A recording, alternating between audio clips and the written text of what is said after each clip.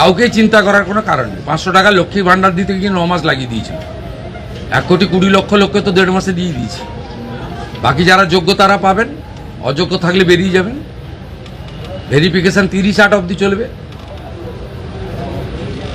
প্রত্যেকটা বিধানসভায় গড়ে 35 থেকে 40,000 মহিলারা পেয়েছেন। তারা আমাদের ধন্যবাদ দিচ্ছেন। মোদিজির নামে জয়ধ্বনি হচ্ছে। বাকি যদি প্রয়োজন হয় আরও 2,000, 5,000, 7,000 প্রকৃত প্রাপক থেকে থাকেন পাবেন, নিয়মের মধ্যে পাবেন। নিয়মের মধ্যে পাবেন। সরকারি অর্থনৈতিক স্কিমের প্রত্যেকটা জিনিসের নিয়ম থাকে। আপনার যদি জল জমি না থাকলে আপনি পিএম কিষাণ পাবেন না। তা আপনি যদি বলেন আমাকে পিএম কিষাণ দিতে হবে, প্রত্যেকটা জিনিসের নিয়ম থাকে। বিশ্বকর্মা যোজনা পেতে গেলে হাতের কাজ জানতে হয়।